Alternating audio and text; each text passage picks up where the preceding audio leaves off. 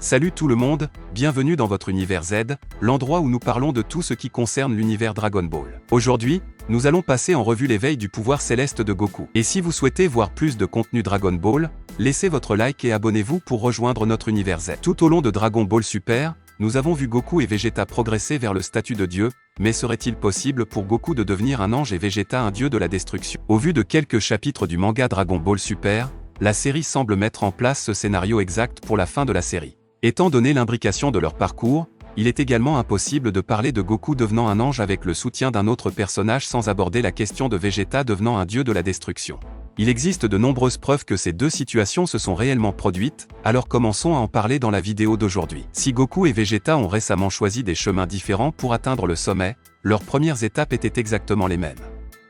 Tous deux ont d'abord dû atteindre le statut de dieu Super Saiyajin grâce au rituel vu dans le film Dragon Ball Battle of God ou dans l'adaptation télévisée de Dragon Ball Super. Bien que Vegeta accomplisse ce rituel en dehors de l'écran, il a été officiellement confirmé qu'il l'a fait. Après avoir tous deux atteint le statut de SSG, nous les voyons apprendre à canaliser le Ki divin en eux pour devenir de parfaits SSG. Forme est communément appelée Super Saiyajin bleu, ou Super Saiyajin Dieu, SSGSS. Après avoir réussi à atteindre ces formes pendant Dragon Ball Résurrection F ou l'adaptation de Dragon Ball Super, les deux commencent à suivre des chemins séparés. Après avoir atteint et perfectionné le Super Saiyajin bleu, Goku commence à faire quelque chose que les fans n'avaient jamais vu auparavant. Au cours de la saga Univers 6 de Dragon Ball Super, nous voyons Goku mélanger avec succès Kaioken et Super Saiyajin. Goku avait précédemment déclaré que Kaioken était trop fort pour être combiné avec un Super Saiyajin normal. Cependant, l'entraînement nécessaire pour atteindre le SSGSS a permis à son corps de gérer le stress de la combinaison des techniques, du moins temporairement. À partir de ce moment, la croissance de Goku est plutôt stagnante jusqu'à ce qu'il apprenne l'existence de l'instinct supérieur et rencontre Jiren. L'instinct supérieur est un véritable pouvoir des dieux,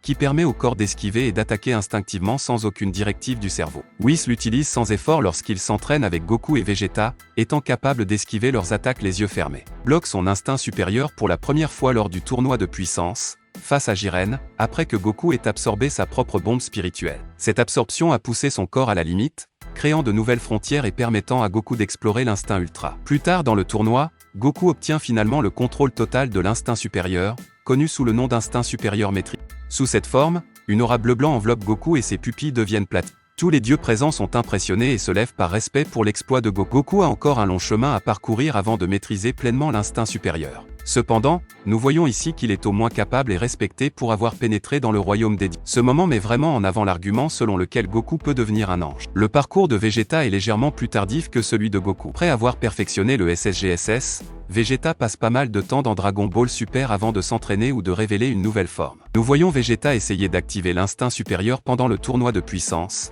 mais il décide finalement que ce n'est pas son style. Après cette décision, Vegeta fait ses débuts sous la forme Super Saiyajin Blue Evolved lors de son combat contre Jiren. Cette forme est le résultat de la rupture de la carapace de Vegeta et de l'augmentation de la puissance de Blue, ainsi que de son choix de renoncer à l'instinct supérieur et de faire évoluer le SSGSS à sa façon. Après avoir terminé son combat contre Jiren, Vegeta affronte le dieu de la destruction de Toppo et le Bai. C'est une excellente façon de montrer que Vegeta n'est pas nécessairement à la traîne, mais qu'il suit plutôt son propre chemin vers le statut de dieu. Jiren va encore plus loin en comparant son pouvoir à la forme imparfaite de l'ultra-instinct de Goku. Cela montre bien que Vegeta n'est pas à la traîne, mais qu'il suit sa propre voie. Vegeta a une retouche mineure dans la forme évoluée, mais sa prochaine amélioration majeure dans Dragon Ball Super vient dans sa forme Ultra Ego. Accessible uniquement à ceux qui sont entraînés à la manière et avec la puissance d'un dieu de la destruction, Vegeta atteint cette forme après s'être entraîné avec Beru. En fait, Beru présente ce pouvoir à Vegeta comme une voie alternative vers le royaume des dieux. Pendant son combat contre Granola, Vegeta a décrit cette forme comme étant l'opposé de l'instinct supérieur. On peut supposer que cela signifie que l'Ultra Ego nécessite une concentration totale de la part de l'utilisateur pour rester dans l'état d'esprit d'un dieu de la destruction. Cet état d'esprit est nécessaire pour utiliser la puissance,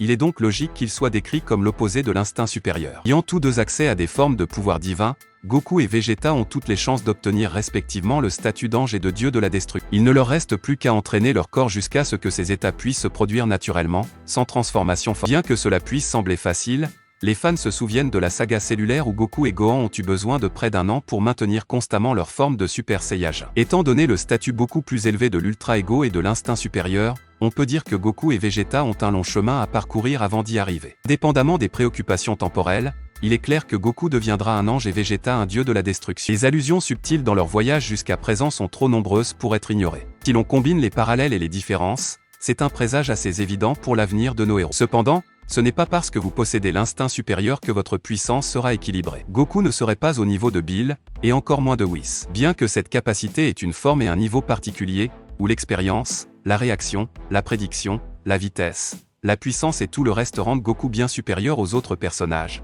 cela ne dit rien à lui seul. Il est nécessaire que vous possédiez un rôle vital dans la réaction instinctive à l'attaque instinctive d'une autre personne. En effet, l'instinct supérieur varie certainement d'un ange à l'autre comme Whis, Vado et plusieurs autres. L'instinct supérieur de Goku est une transformation, alors que l'instinct supérieur de Whis est une technique. Goku ne pourrait même pas maintenir la forme pendant une longue durée car le tribut et le stress liés au maintien de la forme sont trop lourds pour le corps d'un mortel. Si lourd pour un corps mortel de maintenir l'instinct supérieur tout en détruisant le propre. La principale différence varie car, par exemple, Whis n'est pas un mortel, alors que Goku est un mortel. Goku doit se transformer pour entrer dans la Ligue des Dieux, alors que Whis est... Il y a là une grande différence. Goku est un mortel, son corps n'est pas adapté pour contenir des pouvoirs divins pendant une longue période. Alors que Whis peut contenir de la puissance facilement parce que son corps est fait pour contenir ce niveau de puissance. C'est comme demander qui durera le plus longtemps entre un téléphone portable sans chargeur et un téléphone portable avec un chargeur branché.